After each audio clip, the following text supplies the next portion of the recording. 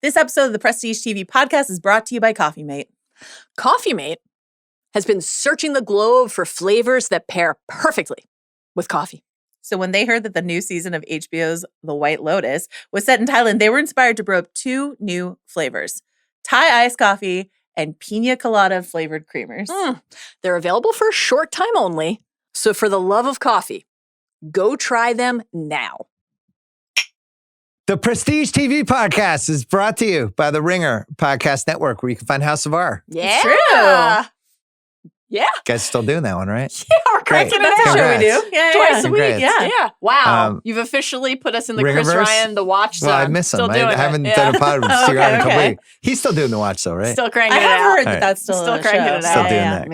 Yeah. Great. You can watch this on video on Spotify. You can That's watch right. it on Ringer-TV, our wonderful YouTube channel that breaks down.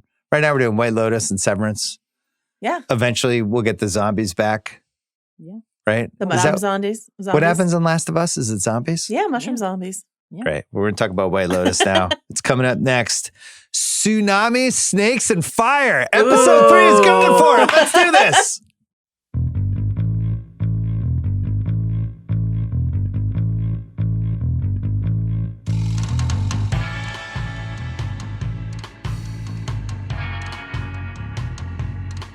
Well, shit's going down. Oh, Episode 3. We knew we're heading toward something. What are we heading to?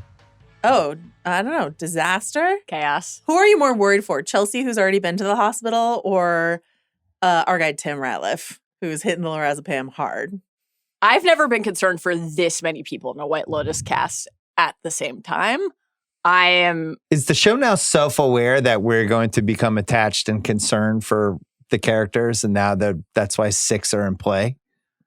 You know, I think that it is engaging with the theorizing around the opening mystery very actively this season. Like that, and I think I was wondering if it felt like more pronounced this season, but then if you think back, like last year or last season, everything with Tanya and the Madame Butterfly foreshadowing, it's not like the prior seasons weren't doing that, but it does feel like the let's make sure, the classic great storytelling technique of making sure every outcome is viable. And the one that ultimately ends up happening will be supported in full by the story to that point, but you could believe any number of outcomes. Like, I feel like they're doing a great job with that so far.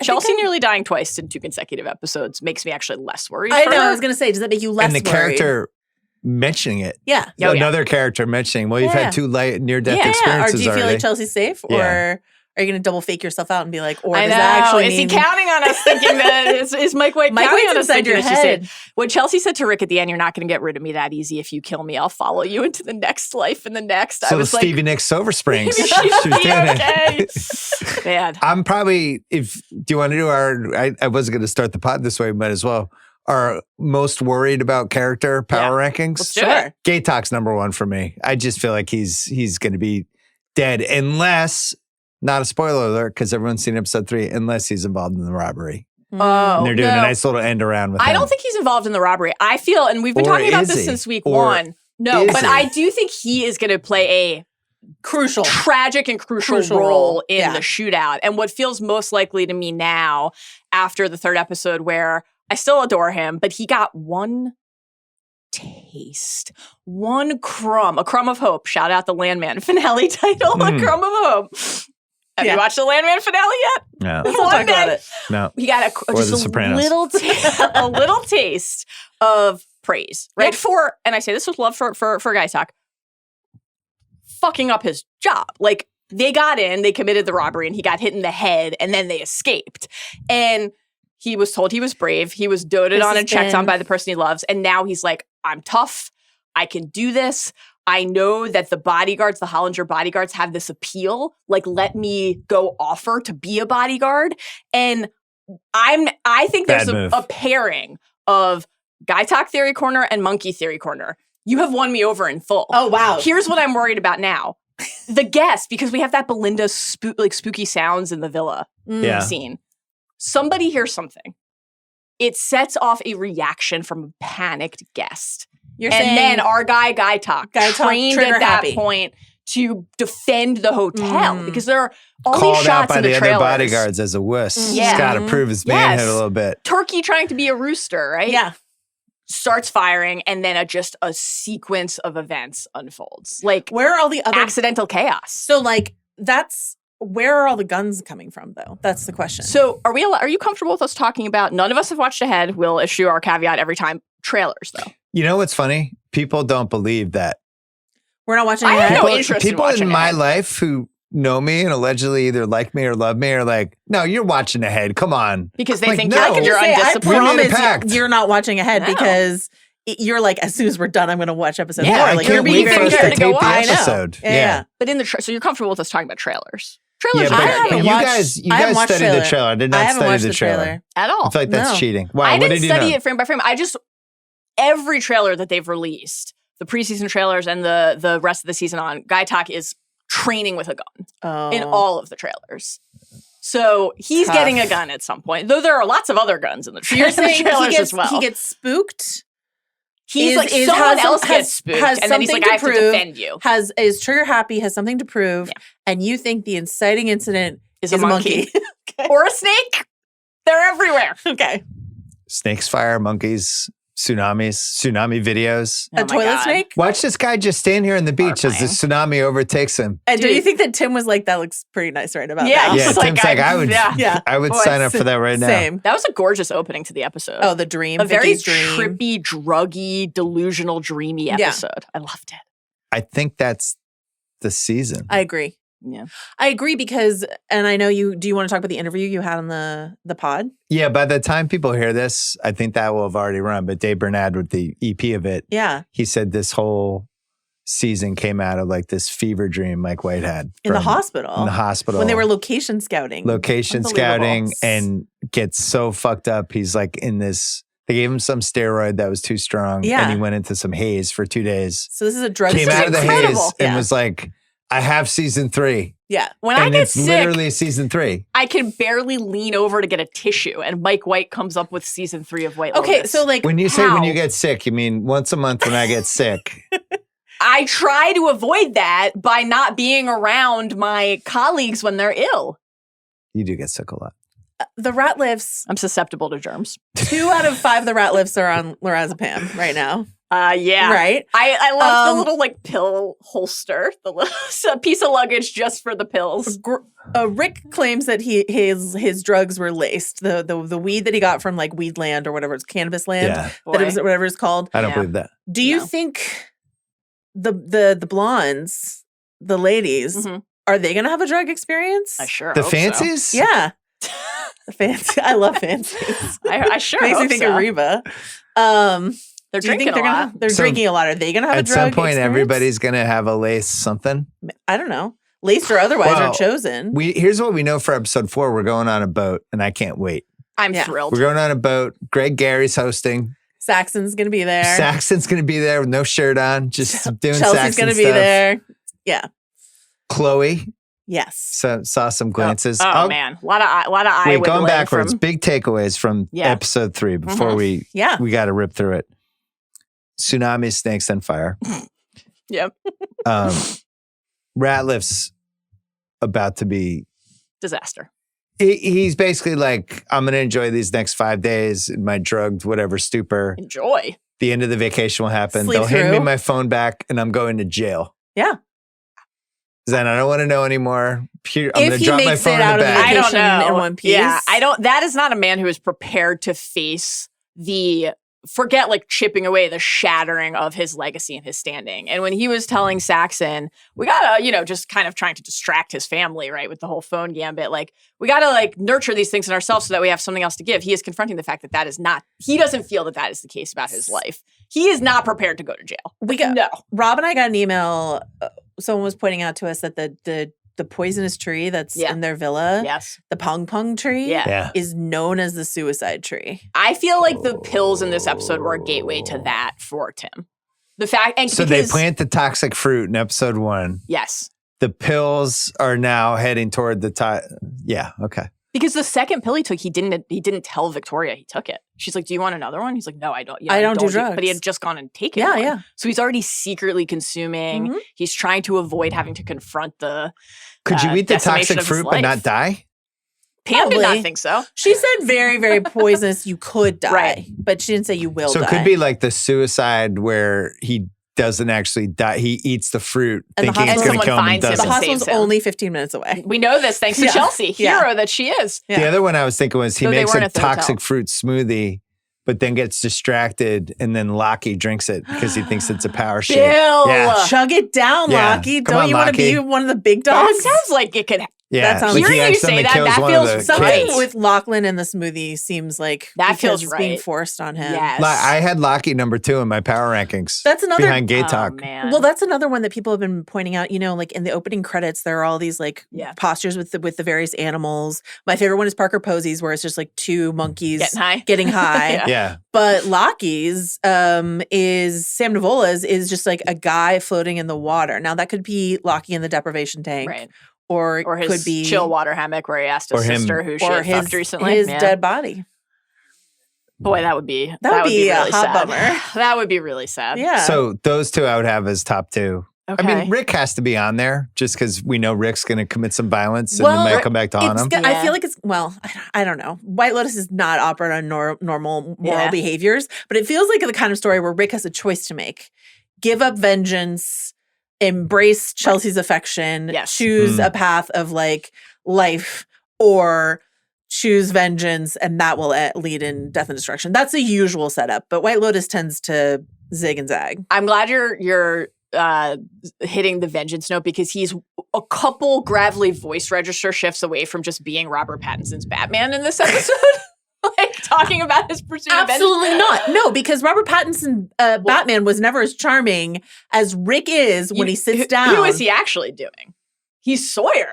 I mean, they're just doing I down knew to we the were gonna do down to this. the Dear Mr. You Sawyer guys were letter worried here after with the Goggins origin. after the first episode, and now he's full Goggins in it. I'm thrilled. It was great. I'm Great. thrilled and elated. Great Goggins. Grifter Goggins was wonderful. I think he's moved into the Emmy leaderboard rankings. I think he's number 1 It's right a now. crowded field. Everyone I is think, amazing. I don't know. Jason Isaacs. He's been really good. He's been really good. really good. Really, really They're good. all great. Tim is the one who's like the most like being squeezed going through it. You know what I mean? Yeah. So Yeah. So we have Belinda's now in danger. That's a big takeaway. We're going to go through all these when we break I down the can't wait episode. to talk about this Belinda episode. about Greg Gary or Porn Shy. Greg Gary. Porn shy. Your guy Porn Shy. Who's gonna have I good can't who's wait. gonna have good dreams of her. Is that a Thai saying? Fantastic. It felt like something was going to happen there. Oh yeah. Oh, yeah. Oh yeah. I was nervous. Oh. Oh, I was thrilled and eager. I was like, are we? I'm shipping it hard. Is this going to be our first sex scene? Belinda and this guy? Well, Really? we got Chelsea and Rick at the end of Yeah, last that was a- episode. That did not leave the that was a impression on breast you that lick. it left. It was a sex scene. A suckle. It was more than a lick. It was a full suckle. It was a PG. It's a PG-13, maybe. PG-13. That's not what we do on White Lotus. We go hard on White That's Lotus. true. Porn Shy mumbling to himself, tipsy Tipsy as he wandered walks off. away. It was Relatable very content. sweet. The not just the like moment at the doorstep with the two of them, but it was very brief in one of the montages. I don't know what the treatment is called. Oh, cradle the baby. Cradling her in the water. Yeah. I have never felt You're so signing up for that? soothed. Do you want Is that that your for you? number 1 spa treatment now? Well, I still want the feet one. Oh yeah, that did look very little Yeah. about the wellness life I appeals don't- to I me, don't as you want, know, but that seemed great. Hover hands. Hover hands is not for me. Energy moving is not for me. Oh, so you're Valentine. one of the many things that you and Kate have in common. Yeah, it's just You not don't for believe me. in I find energy it's, healing? well, one of the many things. One of the many Let's things that back you and off. Kate have in common. Let's back off putting me in the same bucket I as Kate. wouldn't know what to do during the energy massage. Close you can't your even eyes. open your eyes. Yeah, close your I'd be eyes. way too But what awkward.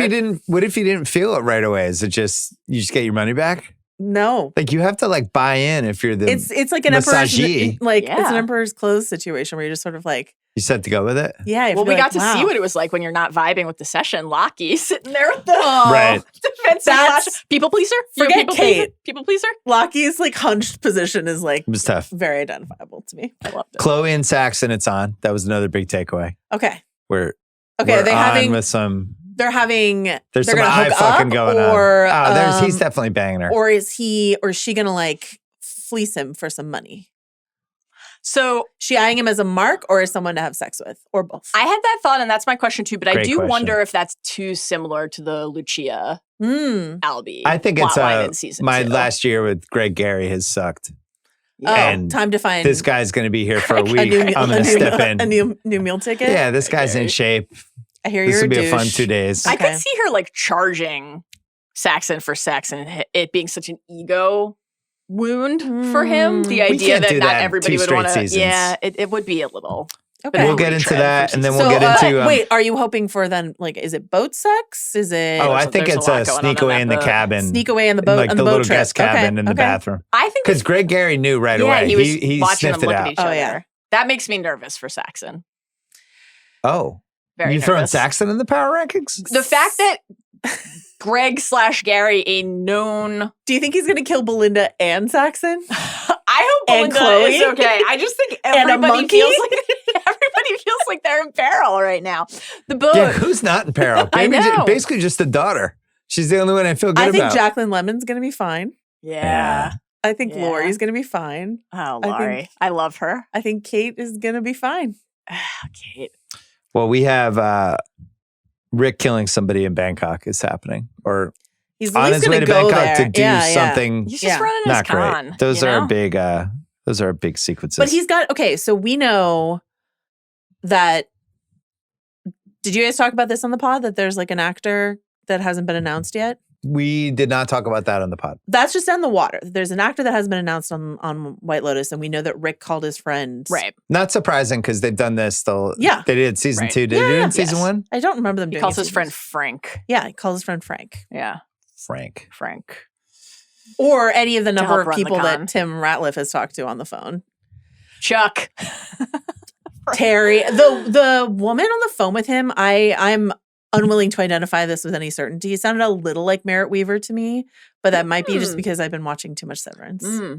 Joanna's voice recognition technology. It's incredible. That one I'm not very certain on. And we don't have any like closing credits to tell us one way or another. So yeah. So you're convinced every time there's somebody on a phone, it's a famous actor or actress? Not every time. Okay. But I think sometimes it is. Seems at least worth considering. Yeah. We'll take a break. And then we're going to rip through the episode. We open with a Parker Posey dream sequence. Sensational. This is what it looks like before a tsunami. You're missing the like duvet wrapped around you as you stand on the beach. And then Lockie's there with Lockie's there. 2, like members of the hotel staff. Yeah, 2 staff people. Yeah. Then she wakes up. Yeah, and here's husband's on the balcony having urgent. I just don't think she's curious enough as a spouse. I don't care how many secrets you're burying in a marriage. You're gonna notice when it hits this kind of tipping point where there's something clearly horrible happening. Well, she does notice, like the fact that she's afraid this to nudge on dream is clearly triggered not only by Lockie showing her these videos, but also by this budding anxiety that something is wrong. And then at the end, she does say to him, like, Tim, is something going on? And then immediately gives up and turns the lights on. But it's not even a question. Something's clearly going on. Yeah. I'm just going to say as a blanket policy, no tsunami videos before bed. Just like blanket. I agree. I think that's a great. You don't even have to be in Thailand. A great rule. No tsunami videos before bedtime. Great rule. We've had a lot of pushback on our accent critique of Jason Isaac specifically. I'm loving it, as you know. And Mike White said that he based the Ratliffs on Bravo's Southern Charm. Yeah. And we got a bunch of emails of people sending specifically Tom Ravenel from Southern Charm. Never seen a second of Southern Charm. Me neither. Yeah. But it is pretty on the nose. And this guy was a disgraced politician and Charleston playboy, Tom Ravenel. So apparently it's a certain... Dave was telling me about it today because when I did the thing with him, it's a certain Southern drawl. Yeah. But there's like a weird British piece to it. Right. And that's what Isaac said too, that there were like some vowels that sound British.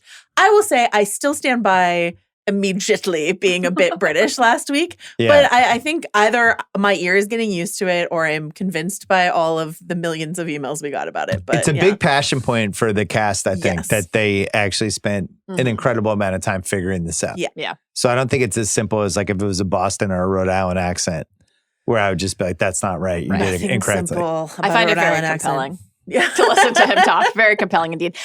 So on Tsunami Corner. Yeah. Well, they played the card this episode, that's for sure. But okay. And by the way, they said it was at the next resort over. That's right, yeah. The fact that the structure of the season opens in the future, and then we go back 1 week to watch the season, I think eliminates the prospect of an actual tsunami. However, because everyone's just living life. However, but an emotional tsunami. No. However, it's 8 episodes. Right. And we think we're only doing a week. Yeah. So is that last episode after whatever happens? Or it just ends with a tsunami? Everyone just gets wiped out? And then everyone except dies Naomi in a tsunami. Watts, who manages to hold on to a piece of and glass. Tom Holland. Yeah. Oh, man. Well, at the family breakfast, we get stuff like... Dude, these breakfasts look great. The fruit, I have never seen such lush colors. I love a melon, though. This is why Mallory and I can't be on White Lotus, because in this breakfast, we're getting stuff like dreams might not predict the future, but they're a window into something. Yeah. We all dream about fire sex. Mallory and I would just be like, where's the half and half? I really need we just wouldn't be coherent for like a half hour until the coffee kicks in. These people are just having full philosophical conversations. Rick is ready to run a con. Yeah. Before his first caffeinated What do you think beverage? of Rick sniffing a muffin phrasing right before he went over to talk to them? My favorite thing that happens at breakfast actually is Kate is talking to Laurie's like kind of background. Kate's like, do you think I could do something like this at home? And Laurie's like, you got nothing but time. Nothing but time. You don't have a job. Oh my God. What do you have to do? Brutal. You got nothing but time. Probably the best backhanded compliment of the series so far. I think so. Wild it's stuff. A really Laurie's tough one. A sniper. Well, we have the dad's unraveling, can't stop looking at his phone. We find out the FBI is in his office with a warrant. Yeah. Time to shred. I wrote down, this is a pretty great, my life is falling apart in slow motion. It's fantastic. Sequence for a TV show that I can't remember who else did anything like this. I think we've seen similar things on some of like the big prestige anti-hero shows, but it's never what is delicious about this is he's overseas and there's nothing he can do about it. He's in a different time zone overseas. Right. So it's not like he can go into the office or have like a Cokie car chase, the helicopters are coming, like Goodfellas moment, right? He has to he's trying to pretend to his family that everything's fine. And if he goes back to handle it, then he has to fess up that it's happening. It's the blessing and the curse. He's complaining about the time zone, how hard it is to get in touch with people, but it does allow him to delay the inevitable now for just a few more days and pretend that his life is not over, which it is. In terms of the nature of the life that he is used to living, the kind of life that they are accustomed to, that's done. Right? He is a financial criminal. Well, think about him in the first episode where he's like this aggro, he's like, I've seen this guy in a TV show. And then by the end of the third episode, he's a sleeping pill chugging fucking maniac. I was going to say, has anyone ever come back? You don't come back from that shower cam. Shot of a shower.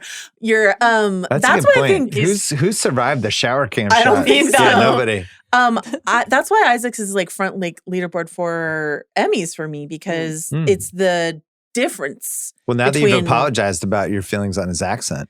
I don't know that I apologized. She acknowledged that there's a different opinion out there, but she just did not apologize. I have learned something. So you go Isaac Emmy corner #1 right now over Goggins? Yes, right now so far. I feel like Goggins will win the seson at the end. I think Goggins is... But I think Goggins has shown more stuff already in 3 episodes. He's done... I don't know. I think between the shout, like surveying his domain in episode 1 and shower shot in episode 3, Isaacs has gone really far. Goggins also Grifter Goggins showing up here versus... What about Snake Goggins? Snake release Goggins? Stone Snake Goggins. Stuff. Absolutely astonishing stuff. I thought the single best acting moment, to your point, that we have seen through 3 episodes so far was the look on Jason Isaacs' face when he pulled Saxon out to have the come here son talk. I want to circle back at some point to the actual genuine and I thought really sincerely alarming rage we saw from Saxon when he was yelling about how Piper... Maybe we don't need to circle back to it. That's just let's note that. That was actually scary. That Piper always gets her way. The level of real anger that he was capable of generating very quickly there. But that look on Jason Isaacs' face, on Tim's face when Saxon said, I love working with you. Yeah. I get to learn so much from you. That fleeting, shattered expression that he had failed his family so deeply and the they put him on a pedestal, perhaps wrongly, but to have to confront the fact that that's over, that is about to be over, that the way his family sees him is going to change. Do you think there's the potential for any kind of like actual growth from Tim? Because what he says to Saxon in that moment, right, is he says, we both know how gratifying work is, but there's got to be more to life than just success. If we leave room for them to develop, then we'll have more to offer, which is not something Tim Ratliff of episode 1 would ever have said when they were talking to Pam about like him, the father-son working together. He's like, yeah, we love working together. It's great. And so like him saying it can't all be work, knowing that everything's going to fall apart for them back home, that's like a forced spiritual development inside of Tim Ratliff. My fear is that even if he goes on that emotional journey, his family will not meet him there. That Victoria will say, that is not what I want signed up for from you. Yeah. So I interpreted it completely different than you. The Tim Ratliff and the son. I think the whole thing, it's like, this is the classic, you're going to take over the business, but the son really has nothing to do. He said multiple times. Yeah, I don't have a lot going on. I don't like, but the office needs me, and it made him feel important. So I think I'm so impressed by you. You're going to have a phenomenal career. Is not that also made me He says you're going to have a phenomenal career. I can see it. It's there's literally no evidence other than that your son's a jackass. But if all of this father-son stuff feels really fake, and like I had this company. My son, whatever, I'm going to shoehorn him in and nip. And it's funny because he's nipple babying there's the meta commentary is delicious. But Patrick Schwarzenegger, who we talked about, and that kind of became a little bit of a story this week with the nipple baby thing. I just think he's really good. Honestly, he's great. Both he and Sim Nivola, who are both nipple babies, are really, really good. And as we talked about in a previous episode, like he's half Arnold, who's like a performer and a charismatic guy. It makes sense to me he would be a good actor. He's also partially Kennedy, so that's something to remember. True. I think on that front and that, like, what I see for you in your future, obviously part of it is he's trying to distract everybody, right? Yeah. Yes. There's a tactic at play there, but like everything that's great in any White Lotus season, there's more than one thing happening in tandem. And like it felt to me very keenly there that he was confronting the fact that he had failed his family, not just in terms of what he had done, but in preparing them for a different kind of life. But like, he's like, I actually did allow you to think that it was okay to be entitled and just sit there and like not be prepared to build your own reality. But the son has no insight in the business was the thing that became clear. But he loves to work. But he loves to work. Like if we were all hanging out doing like a ringer retreat and the whole day I was just on my phone freaking out and you were like, can I help? Can I help? And I was just like, like there's some sort of power move with that it's like you I don't even want to discuss what's going on here with but that's help. That's why the son, he's got some fake office on the side and he's not doing anything. I really agree. Can I ask you a question about the naming? Do you think so? Lachlan is such a rare name that I immediately thought of Lachlan Murdoch, right? Oh, Saxon is the name of one of Elon Musk's kids, and then I think all this shit's intentional. And I was trying to find a famous Piper. Piper Palin is the best I could do, but I couldn't. I just think Piper Ratliff sounds like the perfect rich kid name. Oh, the whole family is impeccably named. All the kids. Although we did call him Saxton with a T for half of one episode. Did we? I think Joanna started it, and then I took it and ran with it. I won't. We accept plan.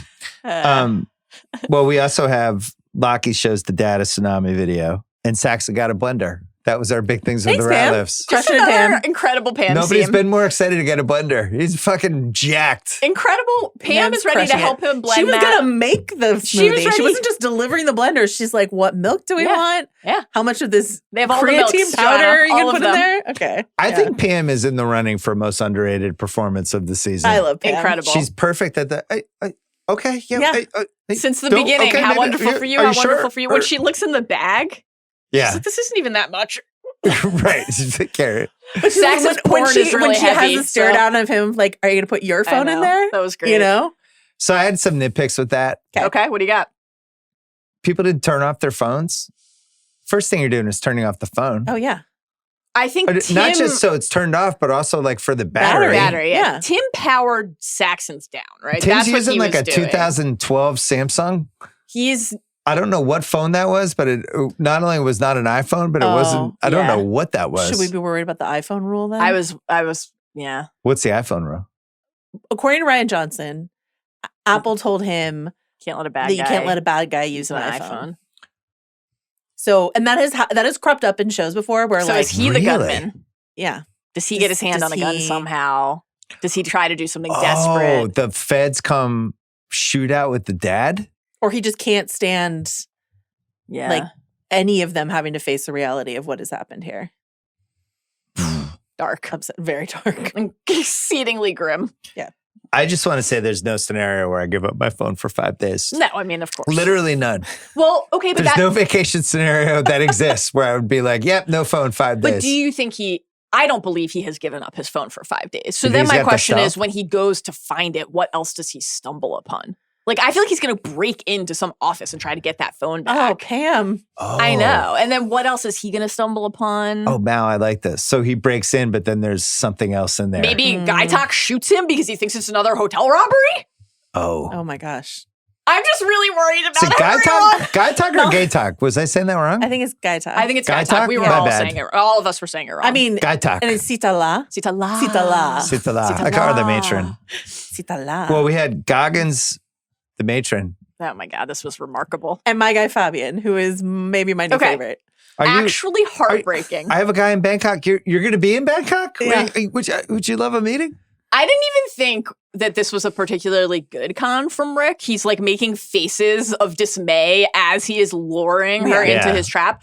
But the fact that Fabian is at the table, first of all, we get that very emotional, quick little moment where he's like opening up, right? Before Rick interrupts and he's like, this was the arts were not encouraged in my home. Yeah. And then he's interrupted and thwarted.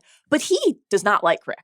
No. When they came off the boat in the first episode, Rick was like, fuck all of you. I'm not going to engage in your little welcome ritual.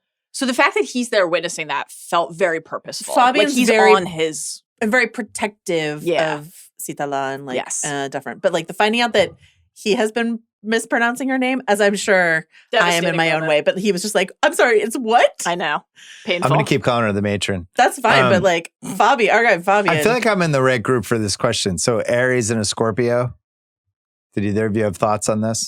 I obviously loved the conversation between Chelsea and Rick there, which was iconic. How big of a horoscope person are you? When I tell you I've never You don't care at all. Consumed one or thought about it once in my life. I feel like Joanna I'm a Virgo, but I know nothing about it. Stealth in a tiny bit. I would not be able to weigh in on this. I'm always jealous of the horoscope people. I feel like they do have this extra. I know my sign and what that means about me. What's your sign? I'm Libra, which I'm like a classic Libra apparently. I'm a Virgo. Yeah. What does that do? Couldn't tell you. Okay. So I literally have no idea. No. Virgo. Absolutely no idea. Very susceptible to germs. Yeah, probably. I'll ask Chelsea what she thinks. A lot of Postmates orders. What's a classic Libra according to you? Creative and passionate. That's us. Yeah. Wow. That's how wonderful for you. This. How wonderful for you. Yeah. But the thing about these horror, like I miss being whatever the next one was by like a day. Okay. Oh. It was like one of those. Or maybe like I was a day into, it could have been like one day earlier, all of a sudden I'm like a different sign. Our birthdays are a week apart. We're different signs. Look at that. I was also year of the cock on the Chinese food menu. I feel like for you, I'm year of the cock on the Chinese menu. Yeah, there you go. That's Bill. Year of the cock, Libra. I was cosmically meant to podcast with you. So unlike Chelsea and Rick, you two are podcasting soulmates because your signs are compatible. The fancies get offered time with the energy healer, which they steer toward our girl Carrie Coon. Jaclyn is pushing Laurie. Yes. So what's her game plan? She just wants Laurie to get laid, or what? Like, I don't understand. Why is she pushing this so hard? I thought this was a fascinating, obviously in general, fascinating episode for the Cougars, but a particularly fascinating Jaclyn Laurie episode where I felt more, what struck me as authentic affection between the two of them in this episode than between any other pairing in the triangle at any point. But loaded and charged as always with all of the undercurrents of something less savory. Yeah. And the fact that... Do you think that connection is because in terms of this trust triangle, when it gets to like what unites us, what divides us, Kate dropping the like, I voted for Trump they're bomb genuinely is united in something that feels like rooted in identity and like Kate is on the outside of that. But even like when they looked at each other... when they were doing yoga, there was like the giggle. That just felt like friendship to me in a real true way. But... I agree. Jaclyn egging Laurie on here couldn't help but you're the single one. It's not like just go for it and get laid and have an orgasm and have a great weekend. It's like, I have to remind you that you're the only one who's like not in a relationship right now. And I can get him for you. Yes. Like I'm doing the flirting for you. I will facilitate this to make you I am in a committed relationship, but it's still my allure that's getting you closer to this guy. Speaking of allure, I would like to just spend a couple moments on Valentine's thigh tattoo. Okay. Which I thought was extraordinary. Okay. And I was Are you going to get a thigh tattoo? Deeply compelled. Not since recent in the Court of Thorns and Roses. Who knew we were going to bring that up on a White Lotus above podcast? knee tattoos been quite so compelling. Really something. Wow. Would you get a Vladivostok tattoo? I would not personally, but I did. And I loved the way they all looked at it and looked at each other, and you could just like feel you didn't need an energy healer to feel the energy in that moment. My goodness. Did you know that there's like a huge Russian population in Thailand? No. Yeah. They've like, I'm going to add that to my con list. when they're talking to Valentine, they're like, "Oh, you came here before the war," and he was like, "Yeah, but like when the Russia-Ukraine war broke out, Russia was persona non grata. Like Russian citizens could not fly to so many countries, and Thailand was like, come here." And so it was a massive influx of Russians in Thailand. More plots. Yeah. And schemes. So we're calling it Guy Talk now? Guy Talk. Okay. Talk. Yeah. And Mook? Oh, Mook. FanDuel Parlay, where like they'll do this with sports bets where they'll be like, you could have Saquon Barkley and somebody else to score a touchdown. And if one of them scores, you win the bet. I would do that with Guy Talk and Mook. Like I bet on both of them. At least one dies. Star-crossed lovers. This is not the Mike White universe that Here's a follow-up question. This is Rob Mahoney's take on Guy Talk. He thinks he's like a creep. I don't get that vibe off of him, but like Rob's not alone. Rob's got good radar for this stuff. I don't know. That might be a good Rob take. has good creep radar? Yeah. tough one there for Rob. He's got nothing but time. No, that's a compliment. I was compelled by that argument. That's true. Yeah, like that was not how it struck me. I have found them through 3 episodes like incredibly sweet and winning as a potential couple. And I am filled with trepidation and fear, but hope they will be okay and live a long, happy life together. Seems unlikely, but hopefully. But when Rob said that, it was in my mind watching in this episode. Like she shows up and he runs out and he wants to tell her that someone called him brave. And like, look how big and strong I am. Would you go? Would you leave the island if you came with me? It was, I didn't change my read on it, but I see why Rob is clocking it that he's not way. pinging my creep radar, but like, you've been saying this from the front that you were worried that he was going to try to show off. Yes. Yeah. I just want to say Creep Radar would be an incredible podcast. Creep Radar with Rob Mahoney? Just Creep Radar once a week. It's like, all right, Creep Radar. Let's get that going Here right now. Here we go. Yeah. Let's dive into Patrick Schwarzenegger. I'm voting no. Can I just say it's not a creep. It's an incredible time for Creep Radar. Oh my God. Creep Radar. I think creeps everywhere. Yeah. Fodder aplenty. Post-COVID Creep Apex. Yeah. Well, now you have to explain what Apex Mountain is again. Nobody knows. Lockie and Saxon by the pool. Oh, man. Makes them drink the energy drink. Says, don't you want the big dogs to respect you? You want to be neurotic your whole life and end up a virgin? Oh, is this where I get to talk Go about ahead. Okay. Go ahead. Where are you on Nora, this? Yeah. Princiati, the best. Legend. Texted me and said she was in on my Saxon is a virgin thing. Nailed it. I mean, we don't know. I don't know what her virgin radar is, but she says she introduced me to a term that is gym cell, which I had never heard before. Gym cell. An incel who likes to hit the gym. Yeah. Gym cell. Incredible stuff. That's great. So that sounds like another Ringer podcast. Shout out to Nora. Gym Cell Corner? Nora should host Gym Cell Corner. Gym Cell is really good. Talk to her about it. Okay. Gym Cell. Saxon saying out loud to Lockie, die a fucking virgin, is the first time I considered that you might be right. Wow, I have seduced you to monkey shootout. You have me with monkey shootout. I still say, I think this guy has fucked a lot of people. Tell and Bill, is not a virgin. Do you want to say on camera what you texted me about? I just think you and Nora have more faith in the undergraduate populace than I do. Okay. I think Saxon has had a lot of sex, but again, I don't think he's very good at it or particularly adept at it or has a feel for what other people enjoy about and probably it. has not had a second time with any of his partners. A lot of one and dones? Yeah. Oh, yeah, certainly. Yeah. I do think, though, something is poised to happen there with him pursuing Chloe. And oh, for sure. Is he going to try to enlist Chloe for Lockie? Are he and Chloe going to hook happening. Up? And I agree. And Greg Gary is going to try to harm him. Oh, I like that you use Greg Gary. Thank you. It's been trying to get that going all podcast. Again, he still could have just gone with Michael. Do you think that Mitchell that Saxon is going to use his pec flex trick to that was great. seal the deal with Chloe? That he was doing that was so funny to me. He had a great laugh in this scene when I really enjoyed Patrick Schwarzenegger. When she called him a douche, I hear you're a douche. And he just does a ha ha but it was genuine. I don't know. I think he's doing a good job. He's great. Little stare down with Chloe. Oh yeah, I mean they're clocking each other. No Goggins question. therapy session really quick. I've done a lot of bad things. I've made a lot of mistakes. Says his father was murdered. I can't get my life back. Maybe I can still get some satisfaction.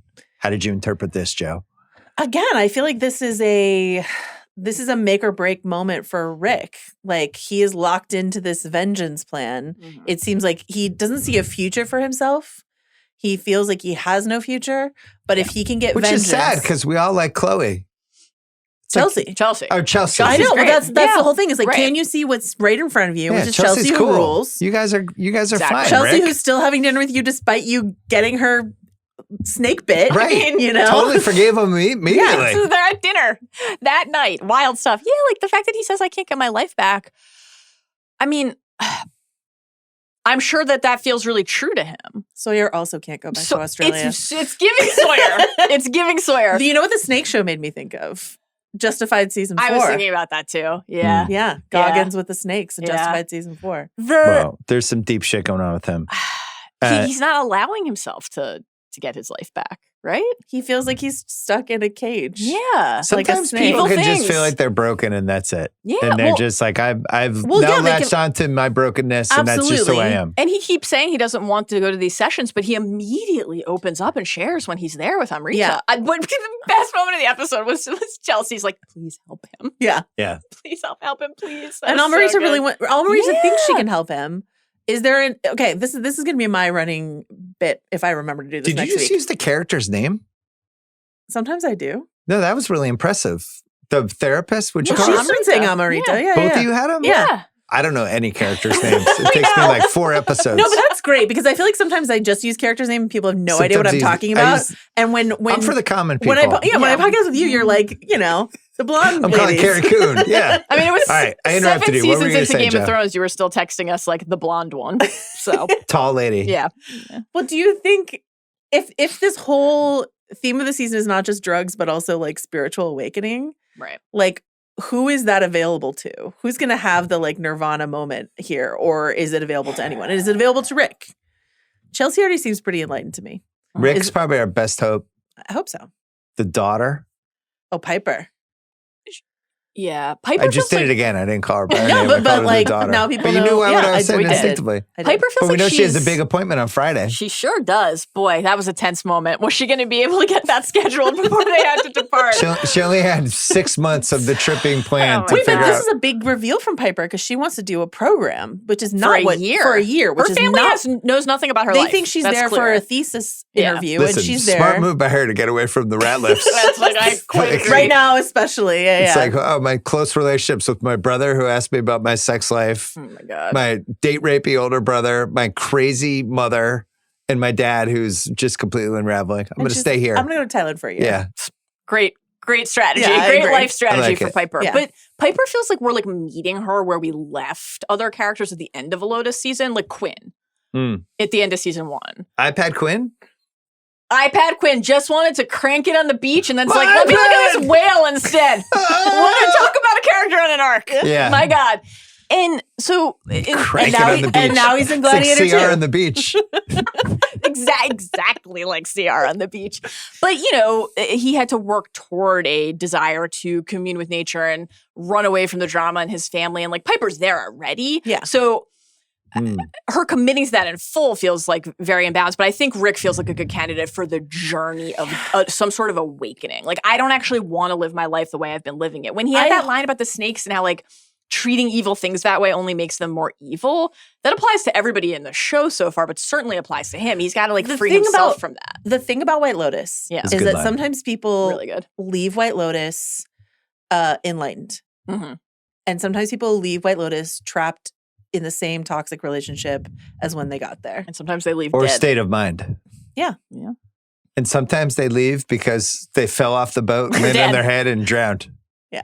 Dude. It's another way to go. Energy session with Laurie, and then we also had the corrective posture session with Lockie. Great stuff. I really spent a lot of time thinking about this, and it was going to be a Google deep dive. Maybe I'll do it this week. The defensive position, left foot on your knee, you're protecting yourself with your female side. I don't know if this is true. Sometimes, like, I have a bad back. Sometimes it's easier for me to throw a foot on one leg or the other. Mm-hmm. Like we do the live podcast, I got to keep my iPad up. So I don't know. I immediately got defensive. I got in a defensive sitting posture, listening to him talk about posture. Okay. So now I don't want to do that rabbit hole. But do you guys believe in defensive postures? I know this is defensive. If you do this, that's defensive. I do that sometimes, and if I ever register that I'm doing it, I put my arms down because I know what it gives off. I would also sit in a defensive posture if that were my family. Fair. Which is basically what he says. Are there defensive standing postures? Probably. I think like a hunch of any kind, just like hands in your protecting pockets? your belly, sort of like right. Yeah, you're vulnerable. Places, your soft bits. Well, the guy basically said Lockie sat like a loser. That was his therapy session. It's like everything you're doing isn't working, buddy. I really like that. It connects to the question you're asking. Yeah, people pleaser. You're a people pleaser. I like this with because the feminine side. Just what an 18-year-old wants to hear who's struggling with sexuality. That's why he was not ready for that because it wasn't just about okay, we're going to teach you to sit up straight. Like this isn't a therapy session, and he was not prepared for it. Though obviously all of these characters have quite a bit to work through. So can we go back to Chloe for a second? I was just about to dive into her. Talking about Tanya. Yeah. She thinks shocking. She thinks Greg's wife killed herself by walking in the ocean. Which, by the way, if somebody said that, what happened to your ex-wife committed suicide by walking into an ocean? And all they found was part of her leg, which is untrue. Correct. I went back and rewatched. I mean, you rewatched it more recently, but I was like, I feel like we saw her whole body, which we do. We see her whole body. But also, why would he tell her anything? This is the thing. This is like such sloppy shit from Greg Gary. Can't bother to really change her name. Greg and Gary, are we fucking for real? Come on.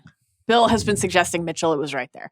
You're still dining at a White Lotus. Yeah. Belinda identifies you and goes up to you. Everybody I know now, I'm moving from the Chloe, Chelsea conversation about what Chloe has learned to the dinner confrontation, the beach barbecue confrontation with Belinda, but it's all in the brew, right? Like, brew. Mm-hmm. The fact that everybody at that table heard Tanya's name, like now they just have to Google that. And they know who Greg is. Like first and last name. Yeah. Yeah. Exactly. And Rick's been like clocking him. Absolutely. This and that. Like it's a fellow con man who's not very good at being a con man. I mean, good enough to get the money. This is that club. Yeah. But it's his fault because he's staying at a White Lotus. Absolutely. I mean, we covered that last episode. But like who's going to use what they learn as leverage in that scenario? Right. Or what is Belinda? Belinda does not seem convinced by this. No. So I thought that was the best acting of the show. Belinda's response to Greg. No, yeah. Greg Gary's kind of very hidden double take where he's like, you could just see for like a split second his eyes bulging out, and then really good in this season. Then he got his shit together. But his like predatory, like sort of scoping out the restaurant, looking at Saxon. To your point. But I think something that's really important about Chloe talking about Tanya and Belinda talking about Tanya and all of this sort of stuff is there's this batshit theory floating around with love and respect to everyone who believed in this theory that this was some like a prequel.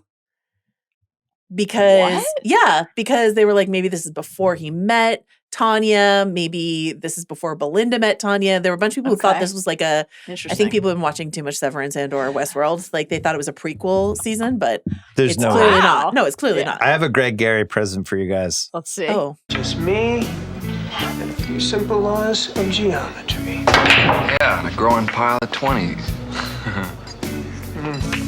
Icing on the cake. It's the best high in the world. Oh, believe me, it's not the best high in the world. That's like 30 plus years ago. Just don't trust Greg Gary when you see him in anything. John Grease? Lost? Don't trust him on Lost? No, has he ever been trustworthy ever? Napoleon Dynamite. Uncle Rico. Good call.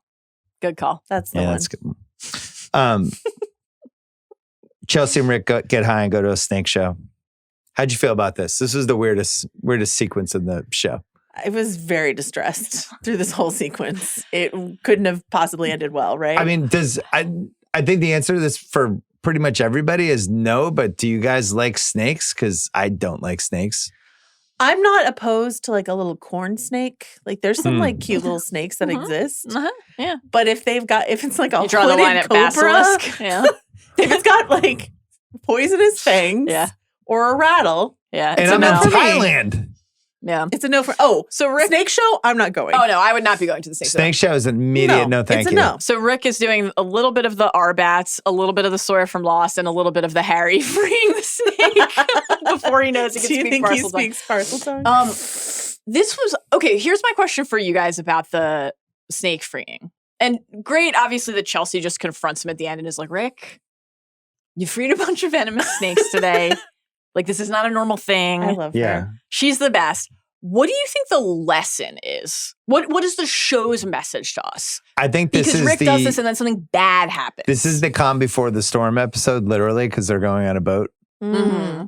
And I think this was just establishing snake, fire, and tsunami. I think they're trying to tell us. But also Chelsea all bets are off. nearly dying twice is important. Yeah. One way or another. Because like there's something about what Rick is doing here that feels noble and good. He's like, they're trapped. They're not free. I see myself in that. Yeah. That's like a good moment of introspection. And also he is trying to do something like helpful and in theory good. And Chelsea almost dies.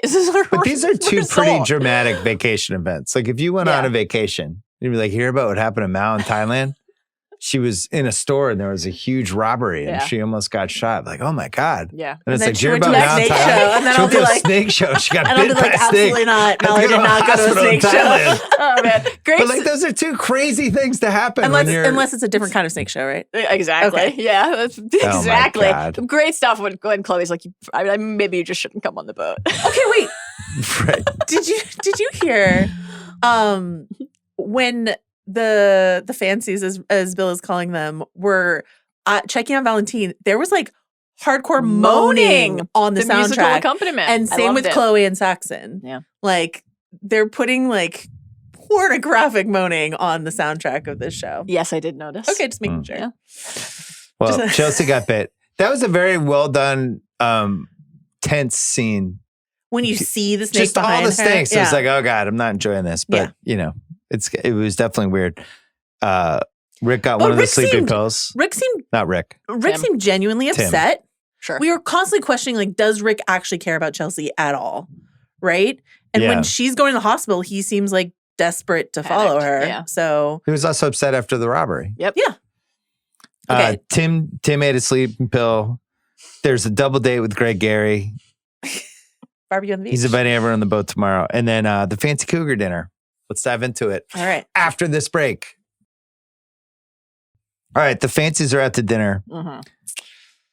Carrie Coon hasn't been touched by a man like that in some time. Hasn't been not touched by a man like that in some time. Great stuff. But here's what we learned about Leslie Bibb's character. What's her name on the show? Kate. Not a new age person. No.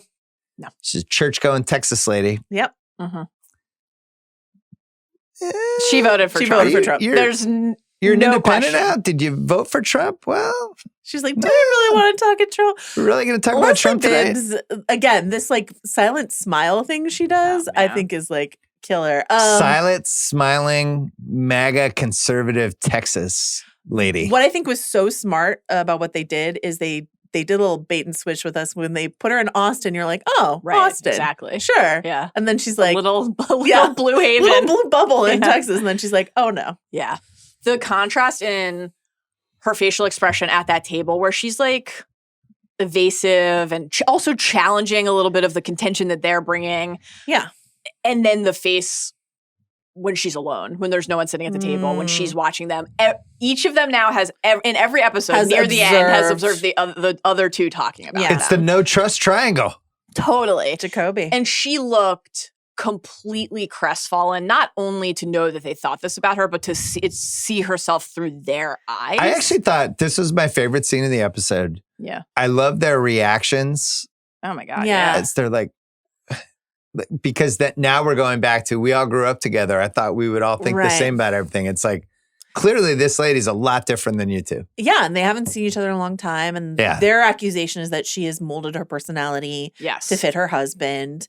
And also, which seems true. My favorite moment. Husband sounds great. It sounds like a fun hang. I'd love to go to a Cowboys game with him. King of Austin, Dave. Yeah. Sounds like a connected dude. My favorite Wish we'd moment. seen him last week in Texas. Could have taken us out. My favorite moment is when Kate is like, "You would know that if you came to visit me," and they're like, "Can't wait to get down there. I really want to come." Yeah, there's no chance. So funny. Let's start planning that Austin trip. No, this is a big thing to not know about somebody that you repeatedly say out loud as your closest lifelong friend. Well, right. All right. So, what are the lessons? They don't really talk that much. They're not in touch with. It's probably like some tech stuff. How you doing, honey? So good. Saw that Instagram photo. You look so great. It's like all surface fake shit. Yeah, your kids look great. I get the Christmas card every year, stuff like that. I thought it was weird that you were all wearing red hats, but whatever, it's fine. Baseball caps instead of Santa hats. Odd choice. Sure. Huh. Inside the trust triangle, I think what's really interesting inside the patented Jacoby trust triangle is like what are the strongest bonds of identity that you can have, right? And it's like Laurie and Kate are moms who have been married and divorced for a long time, and Jaclyn doesn't get that. Or, Jaclyn and Kate have wealth and status. Yeah, have good plastic surgeons, you know what I mean? And then but then there's this like Trump voter thing. And the Trump voter thing I thought was really interesting because first of all, this was made before they knew what the outcome of the election was. So like, how does this scene play? They were editing it during the election. But like, this scene existed. So how is it going to play if there was a different outcome, all of that. Right. And then also, I thought it was interesting to make the Trump part explicit here versus in White Lotus season 2 when they were talking about voting, they were like, the couple, Theo James and stuff like that, like, do you even vote was this sort of conversation they were having. We don't watch the news. But that's different. That's like a more nebulous version of this, like, wait, you didn't vote for Trump, did you? Right. I loved how they did it because it wasn't necessarily political, but it was about how something like this is such a great little window into the fact that the three of them don't really know each other that well anymore. It was. I thought, it did feel political, but it felt social. It felt like it touched all aspects of life. Like, they're coasting on nostalgia, right? Now, I think in some ways there's something true and kind of nice about that. Like, the deepest or longest lasting friendships in your life, sometimes you do go a really long time without seeing or talking to somebody. And the sign that it's a friendship you can count on forever is that that's okay. You can always just pick back up. And maybe there are things you don't know about each other, but like, oh, you don't know that I became like, or that I have a gluten intolerance is like that bucket. You don't know that I have a deeply like distinct political and moral that I regularly philosophy. Go to church. Yeah. Or like she could have pulled out like a giant thing of cocaine and just started like banging it out. And they would have been like, whoa, you're doing that now? Like it's on that level of like, I didn't realize you're this now. Well, and that's why like cocaine is like a habit. Right. This is how you choose to live your life. This is like a belief sort of thing. I think you know what I mean? Or it's a habit the same way cocaine is, where it's like, I'm in Texas. Yeah. All right, cool. I'm bumping church. Yeah, bumping church and thumpers. Well, I'm curious if it struck you guys this way too. Like, it almost felt like the judgment. I think, yes, if she's like, I voted for Trump. Why are you saying that? And well, why do you think that's bad? And here is my defense of it. She's like, and I like Theo Von. They would have said, we're horrified. How could you do that as a woman? All of the things that they say. But it felt like the more active judgment was like, is this what she believes? It's the chameleonic. That's certainly what Laurie and Jaclyn were talking about when they were whispering. It's like she always just does whatever Dave does. Yeah. It's a classic Julia Roberts runaway Dave bride. sounds amazing. Could Dave be showing up to Thailand? Who would you want to play? So many. I mean, it's John Hamm sitting right there. I don't know how many shows he can pop into at the same time. Oh my God. A little hammy. Can just roll over from the hospital bed at Fort just Worth pull the plugs out. Right up to Austin for a FaceTime. I want like Buddy Garrity.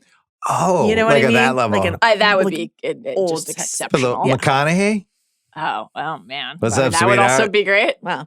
That would be wonderful. See him again. That would be great. Anyway, I love this scene. Yeah, and then really Belinda, who for the most part was a snore fest with her scenes until she decided I'm going to go see if that's actually Greg. And she's probably going to get, I think she's in the murder rankings. I think that it doeses feel safe to confront Greg Gary at dinner this way, but she doesn't know, but he doesn't know what she doesn't know. If that makes any sense. This almost feels like it would be too cruel of a thing for White Lotus. Is White Lotus just a show about Greg Gary, your favorite character? Greg Gary going around the world killing women. Is that what this show That's where they landed on? Well, doing the interview today, I forgot how haphazardly they put together season 1. Sure. Basically, make us a show in COVID. Yeah. Make a show of COVID. They're still figuring out the show as they're doing it. Yeah. They have to go back and refilm some of the ending, and they assume it's a one and done. Right. And then by season 3 now, this show might be on 8 seasons. Yeah. Greg Gary becoming like the serial killer of White Lotus. I'm not John against Grace it. Is like, sign me up. Where do I get to go next? The 3-peat star of White Lotus. That's true. He's the only one. Yeah, he is the only one. Yeah. I think he's clearly alarmed to have been clocked, right? Alarmed to have been made, and going to try to ensure that Belinda does not out him. So then my question becomes, what is the counterweight to that? Does he better on the boat? No, certainly not. But what if she finds out day of? It's like, we're all going on the boat. You should come. I don't think she wants to be around him. She has a freaked out feeling. This is part of what what's the spooky sound in my room is evoking. It's just a sense of unease, right? She's like, what is that spooky sound in her room? I don't know. A snake? A monkey? Might have been Greg Gary in the closet. It could be Greg Gary in the closet. Definitely could be. Guy talk, is he getting fired? No. We have that plot. No. That plot's looming. But they are going to say you can't let something like this happen again. And then he's going to be like, I have to. Yeah, I have to. We have Saxon going on the yacht, hopefully having sex with Chloe, which I'll enjoy that whole subplot. We've done sex on a yacht on White Lotus before, Portia and Jack last season. So what you're saying is you cannot wait for Saxon to have sex with Chloe on the yacht. That is your number one. And Greg Gary to find out and be pissed off. I'm also excited for this. Yachts are boats of any sort, big settings on White Lotus. This is where Tanya could not finish pouring the ashes, her mother's ashes, into the ocean in season 1. I would say yachts are the single most important property in any HBO show. Certainly Succession. It's been the MVP the Teak in Succession. Sopranos, which you didn't watch. The Game of Thrones. Did they have yachts in the 1300s or no? They did. They had some yachts. There's a famous boat sex scene in Game of Thrones. Very famous. Very famous boat sex scene. Some incest. Yeah. Then White Lotus, we've had multiple yacht stuff. Yeah, we had the cliffhanger in not cliffhanger, the end of the season 2. That makes me think it can't be the setting of some murder. Terrible act of vengeance or murder here. So it's sex o'clock. I hope so. I was thinking, I really miss Succession. Yeah. Great show. Great program. I just miss it. I hope another show pops on that I enjoyed as much as that one. What a weird thing to say right in the middle of talking about White Lotus. No, I love White Lotus. HBO Sunday night show. White Lotus, the characters change every year. Yeah, the Succession. You're right. Because I was thinking with the yacht, I was thinking of some of those yacht scenes they had in Succession. Worried about were their so toenails. Great. Let's get some Tom and Greg back in our lives. You want a Tom and Greg spin-off? Of course I feel like after 5 years, everyone's just going to look at each other and go, fuck it. Let's bring this thing back. To say that to Chris and Andy's face. Saxon mentions that there's a big full moon holiday. And this is like a thing right next, the island next door to the island they're shooting on. They have like a rave on the beach every single month for the full moon. And it's just this like huge beach party. Great. In Thailand. Sounds like a great scene. I feel like some of our core characters are about to do some more drugs. That's what I'm hearing. Well, we know that's going to be a theme. Last thing, we didn't talk about Rick and Chelsea when she said, you released a bunch of venomous snakes today. You're fucking deranged. Snakes are evil. Read the Bible. Evil things shouldn't be treated like shit. It only makes them more evil. So we're just... Snakes are evil. Read the Bible is like a pretty great Chelsea quote. Incredible stuff. Not wrong. Well, neither's Rick, though. So not all snakes bite, man. Snakes are evil and cats are kind of deep down evil. Well, deep down. Stop it. Deep down. No, that was not a Libra move of you at all. Deep down. No. It is the purest love you will ever know. If you, like Rick, opened your heart and opened yourself to the possibility Some of my favorite of joy. Instagram videos are cats just fucking with dogs and little kids, which backs my point. that they're discerning and strategic and smart and Cats have a inventive. dark side. I can't believe this is a fight you want to pick. Cats have a dark side. We all know. And then things are closing in on Tim Ratliff is where we leave the episode. Boy, are they. He doesn't do drugs. In a major way. He doesn't do drugs. It's fine. Very, very worrying. MVP of the episode? Jason Isaacs. Goggins, I think. I think it's Goggins. I have Goggins. Yeah. It's a great Goggins episode. I just want to say that I think it was last week that I was like, if Tim Ratliff gets into the lorazepam, we're going to have a good time. And I feel like we're about to have a good time. But it almost deprived us of Tim. Lorazepam Tim is something that I'm very excited for. So lorazepam, like, can you walk me through how powerful this is? Is this like basically... Why are you both looking at me? Well, because you know the name of the pill. I don't take lorazepam. It's a sedative. Is it like an elephant tranquilizer type of sleeping pill? Like how? Well, Vicky is happy to say that it's not addictive. It depends on your milligrams, is what I would say. Because obviously Parker Posey's been chugging them down every night and is like half immune to them at this point. She doesn't just take them at night though. She like just takes them. Yeah. Like that's what else is in her cocktail? But people like the mushroom cocktail. scene, which I stay out of because I'm terrible at drugs, as Mallory knows. And now I know. Well, now you know too. I'm just bad at drugs. It's fine. I have a lot of strengths and I have some weaknesses. But I like that you turned to me for drug info and horoscope info. Yeah. And I love this Northern California image. horoscope info. Yeah. But the mushroom, where some people can be like, oh, I'll do a 10 milligram or I'll do a double. And then other people can do like a single and they're completely demolished for the rest of the night. I would imagine sleeping pills works like that too. Yeah, you can develop like a weird tolerance also like for if you're talking about like body mass, you know, like Tim is much bigger than his wife, so like whatever her dosage is, he's probably going to need more. That was the Jaclyn Rose corollary. Jaclyn Rose, my friend, who's like 6'8.5", and he's drinking wine, and it's just like it's just going to take more wine to knock him sideways. So if you like get a bottle with him and you have 2 glasses and he has 2 glasses. It's like he's had half a glass. Yeah. Because he's just got, he's got more height to play with. MVP, so we split on Goggins. Yeah. Predictions. I don't want to step on you and Rob, but predictions for episode 4. We know we're going on a yacht. Yeah. Well, here's my question This about felt the yacht like a for you, transition episode to me, and I feel like episode 4 is going to be a massive episode. Is Rick going on the yacht or is he going to Bangkok? He says he's going to Bangkok. But he said that last episode too. I think Will he delay the trip Rick and go goes on to the yacht? Bangkok, which means we get Chelsea. Yeah. Probably I think so too. Either she Saxon. sees something she shouldn't see or she flirts with somebody she Is shouldn't flirt Saxon with. bringing anyone else? Is a whole family going? He on invited the the family. Incredible. We didn't talk about. Oh, not everyone who has a boat. Yeah, like and Victoria's worried that they're trashy because they have a boat. Are they decent people? Like, yeah, they have a yacht. They're rich. Great stuff. Yeah. Well, rich people can be trashy. Yeah. But Rick almost like. I think he has to go to Bangkok and start running the con. But if he delayed and went on the boat and the Ratliff family comes, the idea of Tim and Rick being in a confined space together when they hate each other so much. So who's on the boat? Let's figure delicious. this out. The double date crew's on the boat. Greg Saxon's Gary, on the boat. That's 5. Chloe, Chelsea. Probably not Rick. Saxon, Lockie. Oh yeah, so 3 plus Saxon. Expat, like a bunch of expats. So I think there's just going to be other people. But it's possible it's just the 4 of them with Saxon in the Rick spot. I bet it's going to be a bunch of LBHs. Losers back home, man. They got to do something with their time. Yeah. They got nothing but time.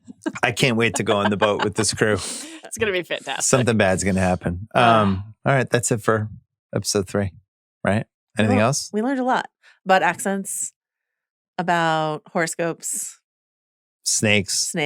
The fact that cats have a dark side. You have to admit cats have a dark side.